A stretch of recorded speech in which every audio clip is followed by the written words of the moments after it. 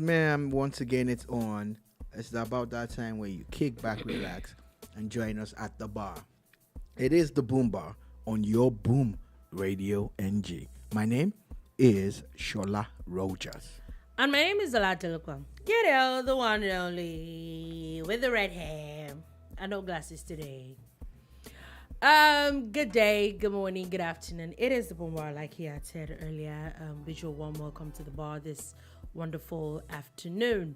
From the city of Lagos, we are bringing you interesting stuff all over the different parts of Nigeria and really basically a lot of parts, every news all around the world, from sports, entertainment, politics, and like we say, everything in between. And today we're going to be talking about a few things, yeah? And some of the things we're going to be talking about, of course, we know politics is in the news. For Lagos State, another building came crashing down yesterday, as in really I thought like we had gotten a break from that, and then here we are again. It is what it is. Also, there's a lot of what is this? Oh, okay. Anyway, so there's a lot of stories to tell. There's politics, everybody going up and down. There are updates from the lynching of the student, OAU student. There's an update on that. There's NLC is in the news talking about stranded Nigerian migrant workers. I don't understand, but anyway, we will get to that part. There's sports, of course. Champions League. There was Champions League yesterday. We're going to be taking a bit of reviews from what happened yesterday. We've actually called it yesterday. Also, there's a bit of entertainment stories right here at the bar. So sit back, relax, and let's enjoy today's bar. Now, as we have said, sadly, there was news that broke yesterday evening, shortly after we left the bar, that there was collapse of a building in Lagos State, specifically Banana Island. There's a 7-story building that came down yesterday, and you're wondering like, okay, 7-story building, that's a lot. Thankfully, according to the emergency management, Lagos State and the National Emergency Management Agencies, no lives were lost. About, I think, 7 people were rescued out of the place. Also, there's a lot of story from there. According to NEMA, I think I read a story where they said the cause of the collapse was when a truck rammed into the building. And my question is, how big was this truck for it to be able to bring down a whole 7-story structure? Do you understand? Like, we've seen trucks ram into houses. Not like it's a wonderful thing, but it's an uncompleted building. From the video that we saw, the whole building, and pictures that we've seen, the whole building came down. Like, the whole thing, it was like there was no hiding place for anywhere. The whole thing came down. So my question is, how big is this, or how big was this truck? Yeah. Okay. Anyhow, if that's the cause of the building coming down, if that's what's behind it, it shows that the building is actually a poor structure in the first place. In Nigeria, we build with concrete. Like, the major system of building houses in Nigeria is concrete based, with a lot of metal and, steel base and everything, because most of these houses are meant to withstand storms and rains and hurricanes and whatever, which we don't really have here. If you go to some parts of America, you find that most of the houses are made of wood. Yeah. So if a truck runs into a house that's made of wood and it comes crashing down, you understand it. But a house that's 7 stories and counting, because when I saw the video, I did my own forensic analysis. I like to use the word forensic now. I did my own analysis and I saw that there were actually people on top of that building. Yeah. And it looked like they were still going to put one more floor on it from where I was standing, you get. So a structure that's meant to be like that, that's still going to have people living in it or working in it, there's a lot of weight that comes with a building being occupied. You know, you're moving heavy equipment, people are in there. Then an ordinary truck, bumps into the foundation or barges into a pillar and it comes crashing down. It leaves a lot to be desired. Then really and truly, that building is faulty from scratch. My thing about this whole thing is that the Lagos State government and the Ministry of Environment or whoever is in charge of these things, I think they are dropping the ball. There was a time when even any construction is going on, you suddenly just see those red X signs. They're on always them. there. They always come around. Then you know that these people are actually inspecting. Do you get? But this is Banana Island. Is it that you're feeling that the building was on Banana Island, and because now we're hearing stories of how it's very possible that the building was not even authorized in the first place. You see, for the Shylocks, the people who invest in these buildings, they don't care. They don't care. It's obvious that the building was poorly constructed, but the people who should protect us, the regulators, don't seem to be up to par. It doesn't seem like they're on top of it. And I've been encouraging a system. You need to look, there's technology now. Twitter, Instagram, Facebook, TikTok, WhatsApp, and all the other platforms. You need to make it available so that whistleblowers can help you. If you do not have enough manpower to inspect all these sites, people like us, every time we're driving around, we're on the lookout for stuff and okay, I think there's an anomaly here or an anomaly there. Let's even be a cry that is like me crying wolf when there's none, but at least you come and check it out. So if you can't be everywhere, you need to devise a system that will allow the citizens help you. Now they're saying that no lives were lost. This is good news. That's good news. That's good news. Because I'm not gonna lie, if you've seen those videos, they're out there everywhere. They're very, I was reading a statement where someone was saying that thankfully the Lagos State emergency, the quick response that they had to it helped quick evacuation of a lot of people out of the building. I think that even we've known for a fact that when buildings collapse, even buildings close to it now have to be checked, and you would not expect that a building in Banana Island anyway, the one that killed a lot of people was in Ikoyi. So I think that the proliferation of the way that, I think because of land space, the amount of high-rise buildings that is now being put up in Lagos needs to be checked out. Because it is okay does not mean those are even the ones that need a lot of monitoring. I would like to expand that your position and say not just high-rise, every single construction. When you come across this people who build these things and you see how they are cutting corners, you see things that they do. You start to wonder, like, even people that want to, contractors, or no, people that want to build stuff. I think that in the bid to cut cost, you don't get proper professionals. Yeah, they don't. You just get small regular people to help you do some shoddy jobs and design, and someone that is not more than a bricklayer will say that he's engineer. He's an engineer. He's a construction engineer and all that.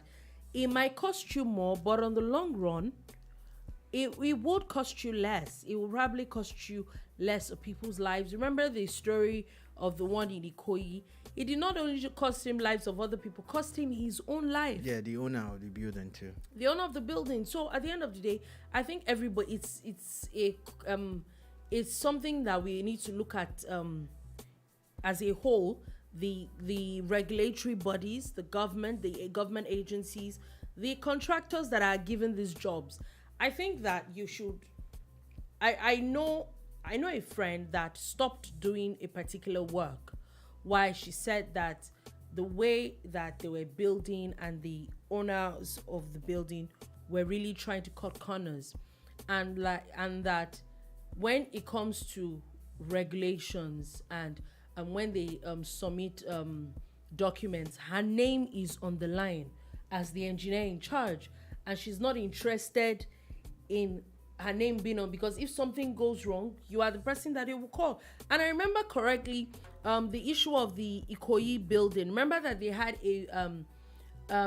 a company that was supposed to be in charge of that project that they pulled out because they felt they were not doing things rightly. I think that if everybody can decide, and then the problem is then they go to somebody else and someone else decides they can do the job.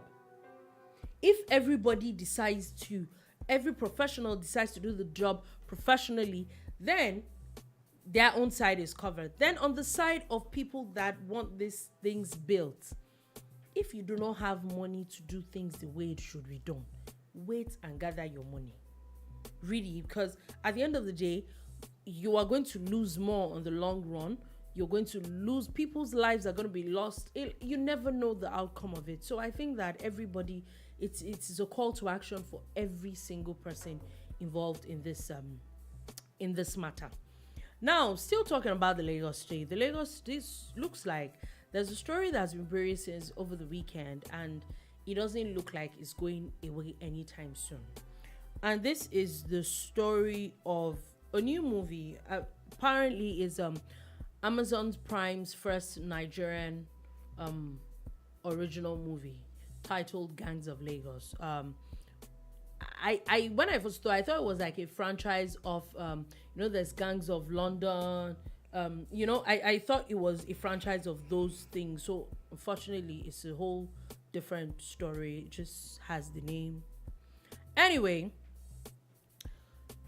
the movie came out over the weekend, and it was what's it called?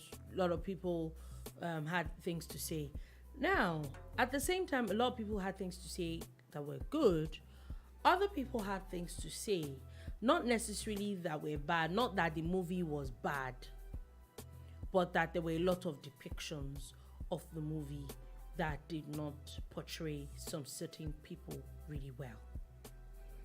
Most especially the very indigenous masquerade that is very indigenous to Lagos State, that is peculiar to Lagos State, and is the Ayo Masquerade. First things first, I thought it was over the weekend. I saw a lot of people, specifically people from Lagos Island, going on about how there's so many movies out there that depicts Lagos Island as a really bad place, and how movie producers these days don't have anything good to say about Lagos Island. Now, that was not enough. Then came people talking about how this particular movie was really used to denigrate the culture and the tradition of the Ayo Masquerade. It started from one or two people talking about it. Then I saw a letter that was signed by the indigenous Isaleko indigenes that were going off on how they're probably going to take legal action against the producers and basically the producers of the movie. They went off and all, and they petitioned the Nigeria Film and Video Censors Board, talking about how basically they had used Isaleko community and the Ayo Masquerade to promote gangsterism. Then came a statement from the Lagos State government, which was really from the Commissioner for Tourism, Arts and Culture, that had said that the movie is seen as a mockery of the heritage of Lagos State. Mm-hmm. Okay, so the main producer of the movie, Jade Oshibero, had actually spoken to the media on the 12th of April. I think 11th or 12th of April. And the screaming headline, if you check out the Tribune, says, "My experience at Isaleko shooting Giddy Up birthed gangs of Lagos." So according to her, about 12 years ago or so, a couple of years ago, when they were shooting a series called Giddy Up in Lagos Island, she said she looked out the window and she saw a woman who was cooking and catering to our children's needs and all of that, and that inspired her. She said that she said she thought about what it would look like to live in Isaleko, stuck there, yet desiring more for herself and her children. I'm reading from the Tribune. According to her, she wanted to humanize people who live lives people don't understand, saying it is a revelatory film. 12 years ago, while I was shooting a series called Giddy Up in Isaleko, across the window from where we are, I could see another building's window section and the people living there. Immediately, they became characters in my story. I saw a mother cooking dinner and feeding her children. I thought about what it would feel like to live in Isaleko, stuck there, blah, blah, blah. I wanted to humanize people who live lives we don't understand. It's a revelatory film. It shows political thuggery. It's a story about empathy, dreams, and love. I also hope people are entertained, she said. This is Jade Oshiberu being quoted by the Nigerian Tribune. Excuse me. I'm so sorry, guys. Forgive me. That's what she said. First thing that hit my mind is that, auntie, you have exploited Lagos people. Oh. But that's on the jocular side. Okay, if that was what you're really trying to do, it's not in this movie that you produced. My biggest issue with Gangs of Lagos, the movie, is the opening scene. The first sentences, the first lines, referring to the Ayo Masquerade as the first gang in Lagos. Gang violence, Lagos. I don't know where Jade Oshibero is from. I'm not from Isaleko. I have close ties to Isaleko. I have affiliations. Probably be there on Saturday again, you know. But what I'm trying to say is that I get what people are complaining about. The story is a beautiful story, nice camera works, you know, the finishing, everything is nice.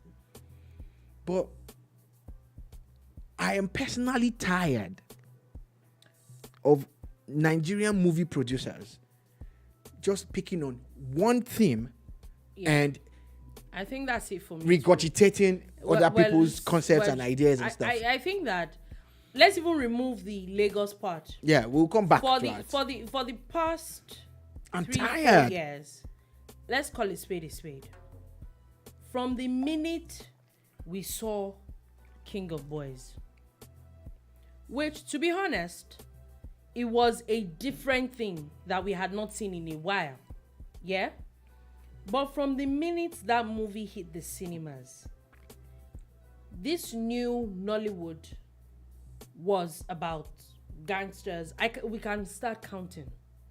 The new movies that have been coming out, it has been about gangsters, about Lagos. It's almost like, when it comes to movies, it is like Lagos State is the only state that has a story to tell in Nigeria. More like Isaleko.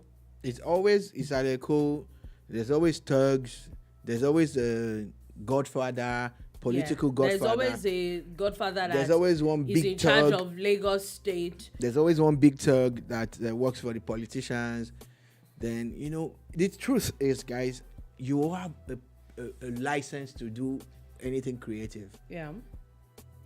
I have and reserve the license to criticize. Do you understand? The first thing when that movie started was there was the statements that you always write that this movie is a fiction. And I was talking to someone about it yesterday, and I said it's cool when it's a fiction. When you're implying something, yeah? Mm-hmm. We all know what you're implying. Mm-hmm. But you don't go back and call it a fiction. And you name the Ayo. You name the Isaleko. You go as far as going to streets that are in Isaleko. Then that's not a fiction. That's not fiction anymore. You don't, after saying this movie is fiction, and then you now say the Ayo Masquerades were the first gangs in Lagos. You're telling a story. You are not saying it. That's not fiction. Now you are trying to enlighten us on some history. That's the way it looks. It comes off more as history than, do you understand? And I'm like, I said off camera, and I will say it again, that we're so rich in culture, in stories, in so many things, that I don't think in the next 10 years we would exhaust the kind of stories that we have. Kudos to the huge epic movies that came out last year. There was Anikulapo, there was Eleshioba, there was Ageshikole. Those 3 movies gave us a breath of fresh air. Yeah. It was completely different from whatever we saw. 3 epic movies, 3 different storylines completely. Had absolutely nothing to do with anything. But did it take something out of our culture? Yes, if we go back really. The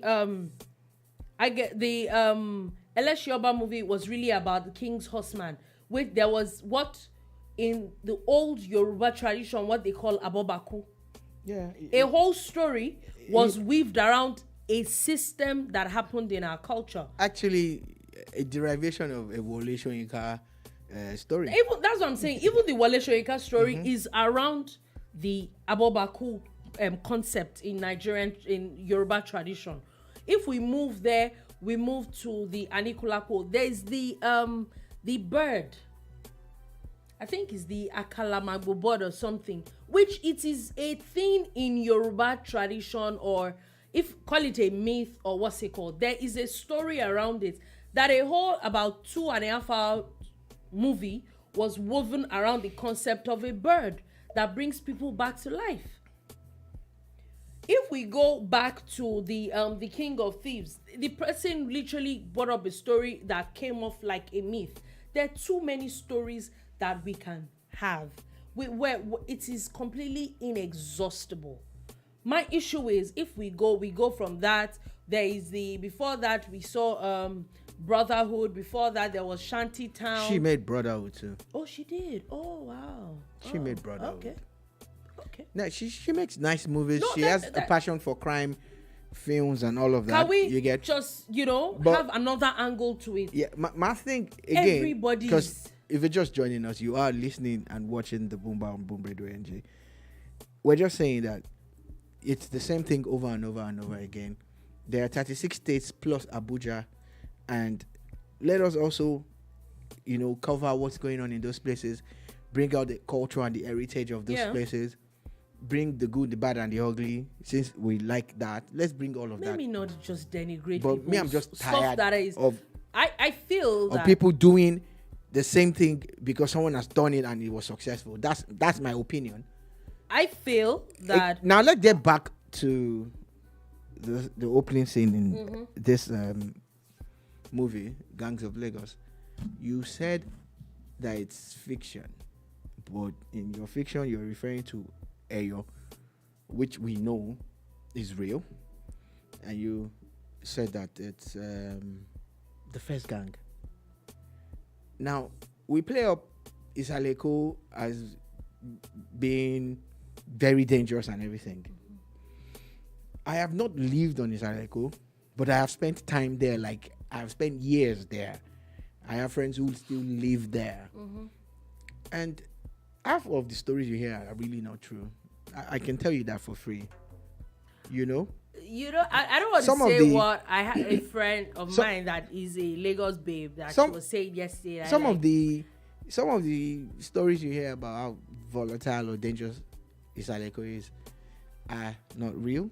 I'm not saying that there's no trouble on the island. That's where we call Isaleko. But there are a lot there of are other places. parts of Nigeria too. Oh my God. Onisha. You have no idea. Benin, Ibadan. If you live Ibadan. in Ibadan, You know? with the Ibadan that I lived growing up. Port Harcourt. You understand? So here's an idea. Gangs of Port Harcourt, gangs of Nnewi, gangs of Onisha, gangs of Benin, gangs of Ibadan, you know, gangs of Warri know they carry last. Let's cuckoo be doing gangs of everything.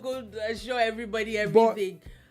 But this is an appeal to movie makers and producers. The Western world has an image of us that they have planted in everybody's minds. You know, they were talking to a Nigerian supporter of Labour Party, a young lady, and in the background, they were showing images of Makoko, which is like a water slum in Lagos. A quick digression about Makoko. Another Twitter user said, with the amount of help that goes to Makoko and aid that goes to Makoko, how come the place is still the way it is? I can show you images when me and my friends got together and we actually kitted up school children in Makoko. We went on the water. We kitted them up, as in the entire school, with school uniforms, and we gave them books and stuff. Years after, the same school, I see people still. So I know the children will grow. Government has gone there. Everybody's going there. Some serious intervention has happened in Makoko. I interacted. There are 3 ballers there. I interacted with one of them. We used to call ourselves. He had my number, you know. And they have a morbid fear of land. There are people who would not walk on land. They don't want. They're afraid that. They said 1 or 2 times that people had gone, they didn't come back. Maybe they got hit by cars and stuff. So they just want to stay on water. But there has to be some major intervention for them so that their lives are better. Now, back to the interview. You're talking to a Nigerian complaining about elections and stuff. Person is analyzing, a member of the opposition party, or I think it's Labour Party or so. And the images that you're showing is solely about, and I see it all the time. You see it in the movies that they make. It's always about how dirty or backward Africa is. What the white man wants to show the world, and you are now doing the same. I want to beg movie producers and documentary makers, isn't it time we saw the positive stories about ourselves? Yeah. Isn't it time we started telling our own stories? Our own stories. I'm not saying that we don't have backwardness. I'm not saying that we don't have dirty places. I'm not saying we don't have slums. But New York is probably even more dangerous than Lagos, statistically. Yeah. You understand? But what do you hear about New York? New York, the Big Apple. Everybody plays it up. It's a beautiful place to be. When are you guys going to please celebrate Africa? I'm not saying Nigeria now. I even celebrate feel and that write positive stories and show the world the other side of Africa. Other than the other side. There's another side. There's Kajuru, the Kajuru Castle, in Kaduna. There's so many parts of Nigeria. In Kogi State, there are beautiful places to go to. In Benue State, in Plateau. Please. I honestly feel that one of the things that we can do for ourselves is, if we're not going to, one of the very peculiar things about us is our culture, our individual culture and heritage. If we're not going to play the positive parts of those things, does tradition, do we have the bad sides of those things? Oh, yes. yeah. Oh, yeah. It happens. But I don't think that it is enough for us to play up the bad side of our own things by ourselves. I don't think that it is right. I think that there are too many positives And we don't celebrate in them. our systems that we do not celebrate. Do you remember the movie The Gods Are Crazy? Yeah. Some person threw With the down Coke a bottle. bottle of Coke, and there was a chain of events, right? The people down. Yeah. Many years after, we just found out that even the real actors that they used, the Africans, were paid peanuts. Peanuts, yeah. Next to nothing. Do you understand? That's daylight robbery. Oh, they'll say, oh, that's what they deserved, or that's what they negotiated, or that's what they agreed to. It's fine. But it's because they are wired to exploit. Exploit, exactly. And we are serving into their hands. Like we're serving into these people's hands. We are not where we want to be, but we are not who they say we are. Yeah, I just think that we should be able to tell good stories. We don't know how this is going to play up. We're going to see how the Lagos state government is going to go on with it. I don't think anything is going to come out of it. It just, for the sake of the producers, I think that they need to go back to the drawing board and do better. Really, that's it for me. Just do this for posterity. Just do better. Just do better as time goes on. Once again, creative license allows you to do anything or write anything, but I'm asking and I'm begging, I'm pleading. Like, you can pass across the same message. All you even needed to do was change names and all that, and it would have been an easier sell. We had a discussion off air, and there's a movie that was made in the 90s, Shawarede, by the great TK himself. I heard that. I read something this morning that there is a remake of it in the works. It would be beautiful to watch. In fact, that movie had my good friend Kule. I think that's like what really launched Kule as an actor. Arakpa Regongon, Arese Jabata. It's the same Shawarede. Yes, I think so. Yeah. If you go back now to watch Shawarede, for those of you it's still who have seen it before, fantastic to watch. It's beautiful, but the storyline was actually a depiction of certain incidents in the history of Nigeria. Yeah. You can't take them to court. You cannot force because them. they didn't mention anybody's father's name. They didn't mention any place. Yeah. So creative license also. Yeah. But at the same time, let's promote positive things about Africa. Promote positive things about Nigeria and different parts of Nigeria. Okay. So since we're talking about entertainment, there's a very interesting story that popped up today, and this is why they used to say that crime does not pay. So a particular person in the name of Woodberry, that's what everybody knows, which I don't even know why people used to know it until he was arrested. I didn't even know there was anybody called Woodberry. Anyway, an Olalekan Jacob Ponle, known as Woodberry, has now pleaded guilty to wire fraud. He has also agreed to forfeit $8 million in proceeds of wire fraud, as well as luxury cars, watches, to the United States. Is said to be an associate of Hush Puppy. Who is Hush Puppy? Hush Puppy is another Nigerian fraudster. Okay, that's all we're gonna know about the Hush Puppy, because everybody's writing and they're linking Hush Puppy. That means Hush Puppy must be big. So who is he? Where is he? What's he doing? I know. Where is he's he? Very popular. I don't know where he is. I think he's in the US. He's arrested. Oh, he's in jail too. Yeah. Or maybe you should tell us, because some of us don't know. Yeah.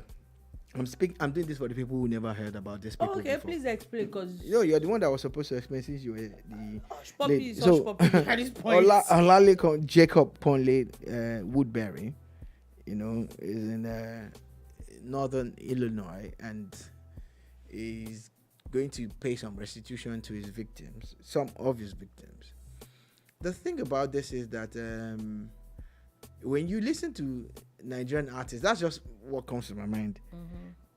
There's a song, "Bye Bye to Your Boyfriend." This guy's name was mentioned there. Oh, really? Woody Berry, better boyfriend. This one. Look, Who are your heroes? Who are the people? Who are you're the people that you're celebrating? celebrating? Yeah. Everybody wants to live the good life, but can you be one that puts in honest work and actually does some real legitimate work? Because it's going to be hard for them to come and indict you and whatever. Do you understand? However, having said all of that, I am glad that these guys were arrested. I'm glad that they're going to pay, and he actually pleaded guilty and all of that. Wire fraud. Because every time they carry out these nefarious activities of theirs, it rubs off negatively on us, me and you. You are one of them, then it rubs up negatively on me. So I'm glad that this guy has been arrested. I'm glad that he also had the sense to own up to the crime and all of that. But I saw a video recently, about an hour ago, just when I knew this story was going to make, the cut for the Boomba, where someone was making a video and was saying that this guy just was the first person to get the Rolls Royce Cullinan. Oh, that this Woodberry. Yes, the first person. So they were at the Rolls Royce shop, buying the car, and he was dancing, and the person was making the congratulations, my brother. And someone else said, oh, that was the Osh Poppy guy's voice, right? And I'm like, wow. So even with all this, the process of crime and everything, it was all about lavish spending. I don't want to flexing I don't on want social to form. media. I don't want to be not like And I'm like, holding why they no go catch you now? Do you understand? Like, I'm sorry for people that maybe we're criminally minded self at this rate. at this rate, because the honest truth was, for people that it was just common sense. If you see the way Hush Puppy was, and I'm like, these people are not even smart criminals. Because the original smart criminals, you don't know them. I'm like, how do you throw this kind of money in the face, on social media every day, and you think that somebody somewhere is not going to check up, okay, what's happening with this person? Where you see this money now? Where did you see this? The Dangotes of this world are not on social media. Do you see them even flexing on social media with their wealth? Do you get? And the story is, the first question people ask is, what are you doing? What does he do for a living? What does he do for a living? The least you can do for yourself, if you've decided to go into a life of crime, is to at least lay low for your head, for yourself. Then you go ahead, you're flaunting it. So really, that's the reason why you did what you did. There's a Yoruba saying that tishu anibata aman for wobo journey. Doluka will interpret. I don't know what is that, because if I remember, if something burst, I don't think yam used to burst. Okay, so we'll come back to this some other time. I don't know what. I'm sure there's another story that we are looking at. Anyway, basically, and we have plenty of them. People just be coming down with nonsense that they do. That's my own. Now, going back to still talking about Lagos State. A former Lagos State deputy governor is set to renounce her citizenship over the president-elect's announcement. Now, so the former Lagos State deputy governor Sinatu Ojikutu. Please, if I may ask, who was the governor when she was deputy governor? Otedola, Michael Otedola. It was 1992. Okay. She was the deputy governor. Yeah, they were in government from 92 to 93. Lagos State really did have a lot of female deputy governors. Anyway, so she's said to be the first female deputy governor in Nigeria. Has now announced that she's in the process of renouncing her Nigerian citizenship and relocating to another country after Bola Tinubu's victory in the 2023 presidential elections. So, a bit of background on this, 1992-93, they were in the NRC. The Tinubus of this world were in the SDP. They were Shege Democrats and progressives, yeah? So what it is that after they were overthrown by the military, because the military came back in 93, she never supported him when he said he wanted to be governor in 99. And according to her, there were moves made to reconcile them by former President Obasanjo, but it did not work. Now, she's alleging in one of the stories, because I had to do a lot of reading about what she said, is that there was a time when Tinubu was talking and someone mentioned her name, and that according to her now, that she now said, that Tinubu now said, is she still alive? So according to her, for Tinubu to have said, is she still alive, means that he wants to kill her. You know? And because they are not... They might not have spoken in years, so he might not keep tabs on her. They're not on talking terms. They're not friends in any way. Obviously. So she openly objected to him wanting to be president. She actually made statements against him wanting to be president. Then he has now been announced as the winner of the presidential elections. He's the president-elect. She said she has spoken to her lawyers and they are looking for a country. Now, she said she doesn't want to go to the US or the UK. So she's looking for something different. But that she wants to renounce her citizenship, that she's not going to hold a Nigerian passport under a Tinubu presidency. That several people had assured her that Tinubu was not going to do anything to her, but that she does not feel safe and that she feels threatened and that she had been mocked several times since Tinubu won. That is the gist about Alhaja Sinatu Ojikutu, former deputy governor of Lagos. So I went and searched for how to renounce citizenship. If you open the last tab there, it's a lot. It's a simple process. This one is for people who are living abroad, but it's the same process you can adopt once she has another country. Application. I think that even this one said there's even no need. By the time you get to the country where you are going and they give you a new passport. No. Don't look for, please. Just help her look for her. Well, my question is, I have a question. Go ahead with your How does she travel to a country that she doesn't have their passport yet? To leave Nigeria, you probably need a passport. So you still need your Nigerian passport. Wait, now. What she will do now is that she will look for a country. She will now... That will agree to give her citizenship. No, she will just collect visa first. On which passport? On the Nigerian passport now. That she wants to... She has not renounced it yet. They have not sworn in Tinubu now. There's still a long time to go. You know, it's still... I'm listening. It's still in May 29. It's next month now. Okay. So what she will do now, she'll now go, or she can go to a country that don't need visa. West African country like Ghana. Yeah, but those countries have a limit. No. Visa-free countries. Because she has not even left. You are talking about limit. What do you mean by limit? Sorry. I don't like it, Okay. Mr. Bode George is also going. He said he's going to Togo. He he's going. He's going. Did he tell you he's going? He's going. What? Search for all of his statements. He's there. He said he will go. He's going. He's going to Togo. Oh God. Blood of Nebuchadnezzar. She will How many of us will not be left? Me, I'm here. You can follow them. So what? Please, before? let's stay in this program. It's Boomba. Okay. Now she can go to Togo, and she lives in Ikoyi. Mr. Uncle Bodejo too is Ikoyi, so they can go and do. Please, I have a please. That's your house. That is Ikoyi. Please, can I have it? No, she has grandchildren. No. If she does not, what's it called again? I hope that her family too do not. They will follow her now. Yeah, they will follow her. So that's your Ikoyi house. They will rent it out. They'll be collecting. You cannot collect naira money. You cannot collect naira. So there are countries that you can go to without visa. You go there. They deport you. They can't deport her. When she get there, she have money now. She will now apply for citizenship. People buy citizenship now.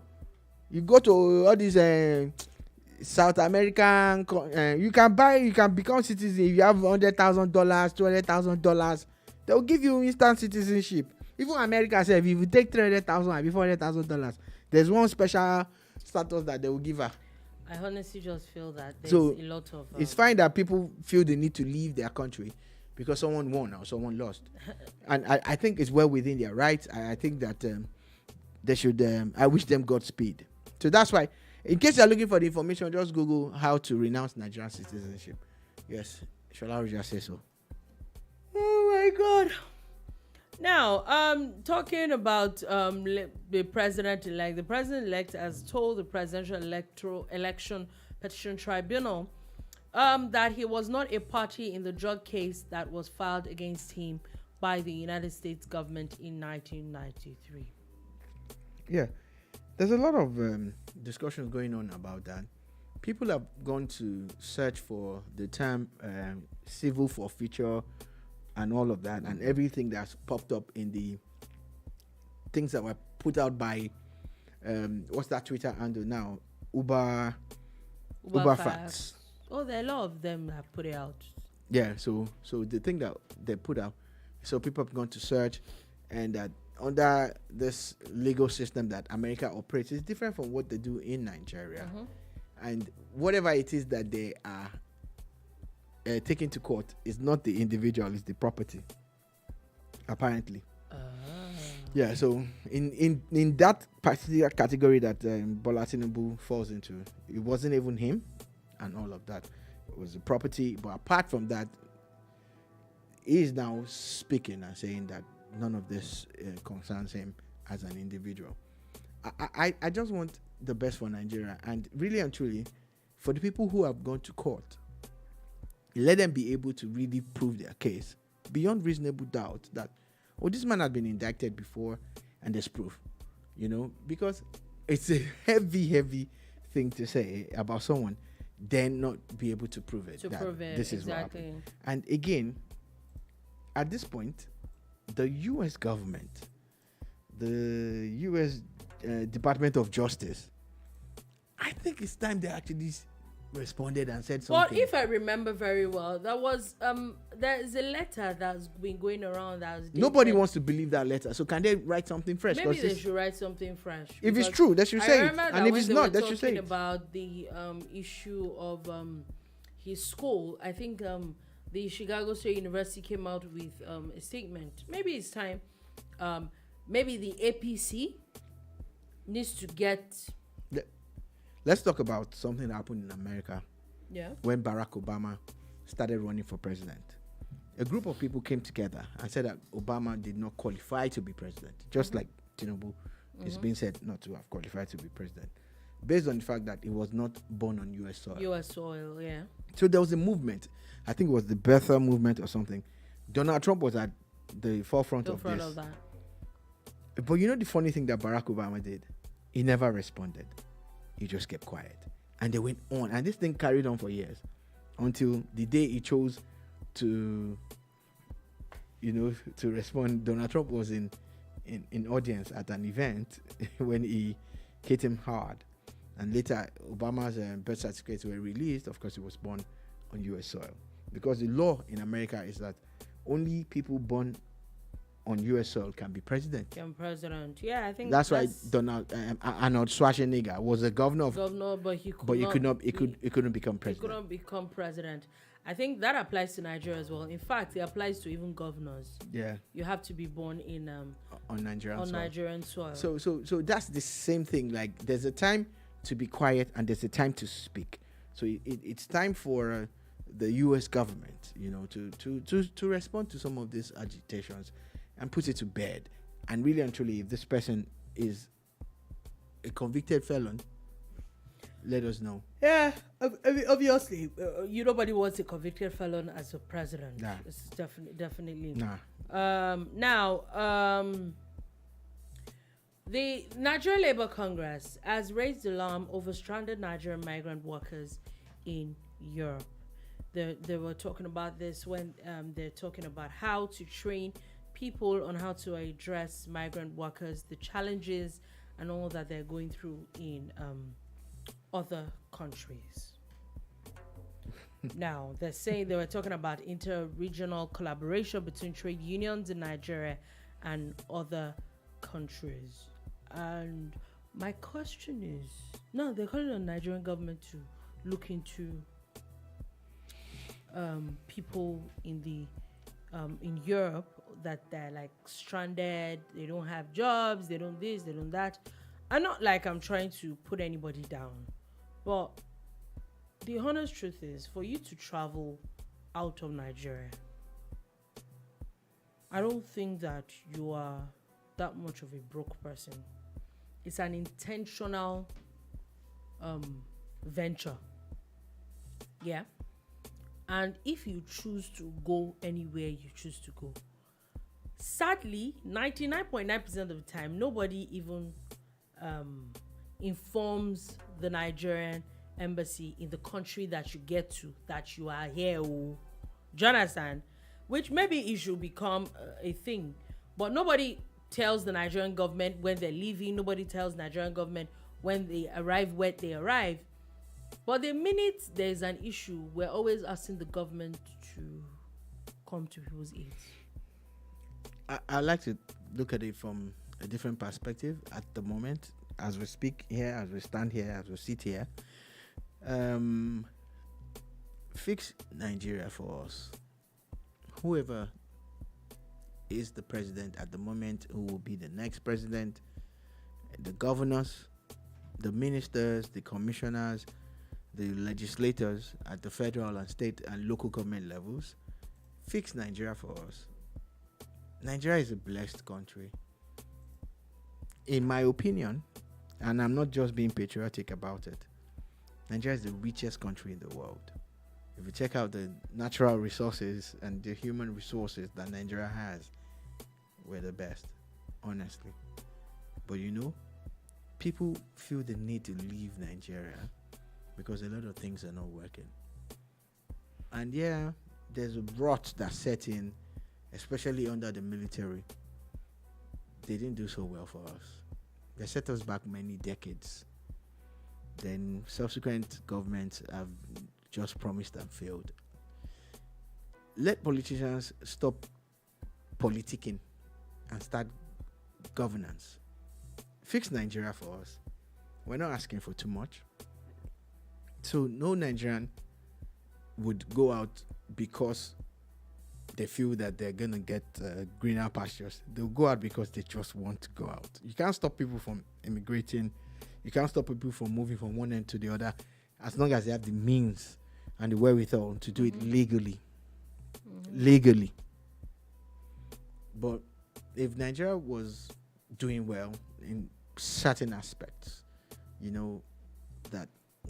there's constant power supply, fantastic transportation system, security, education, health. Hardly would you have cases of people going out like this. That's the angle I want to take it from. Alrighty. So let's take a few updates of stories that we had talked about yesterday.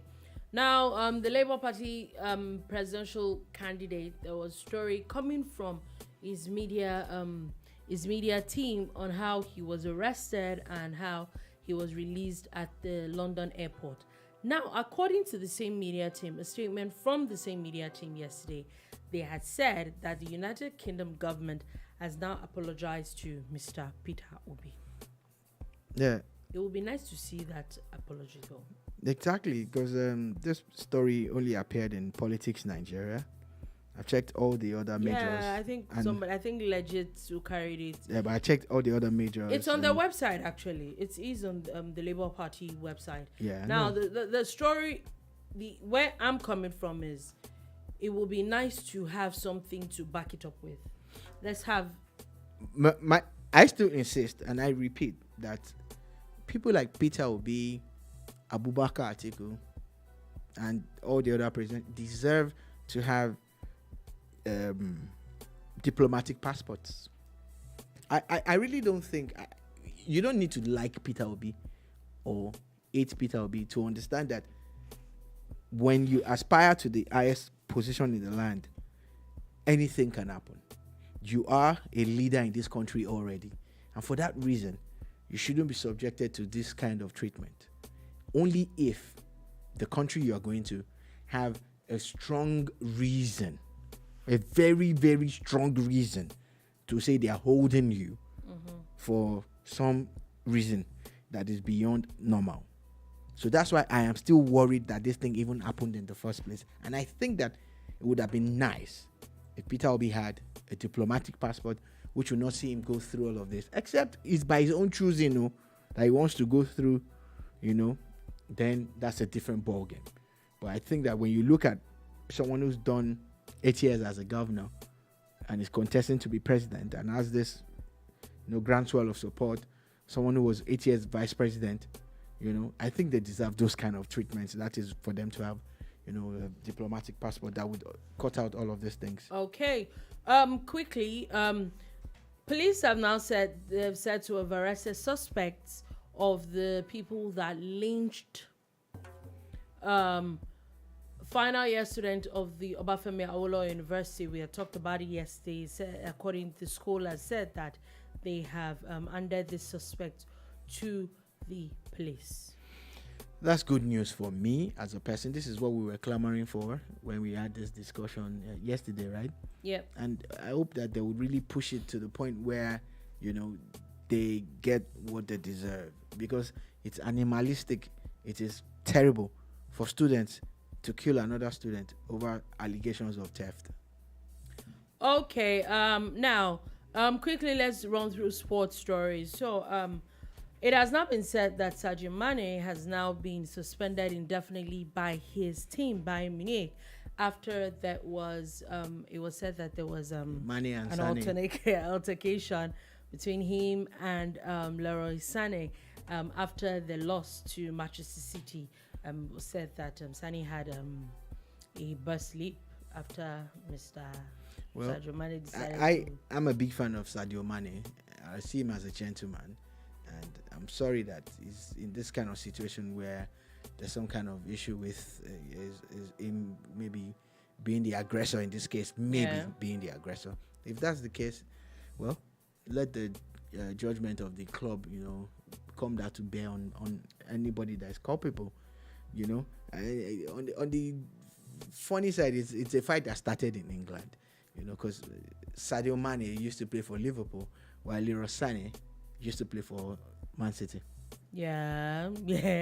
Anyway, quickly, before we go, the quarterfinals of the Champions League that happened yesterday, I think we had called it. This was very easy. AC Milan defeated Napoli 1-0, and Real Madrid defeated Chelsea 2-0.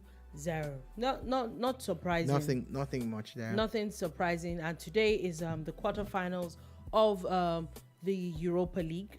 So I think that definitely can catch. Also the quarterfinals of the Europa Conference League as well.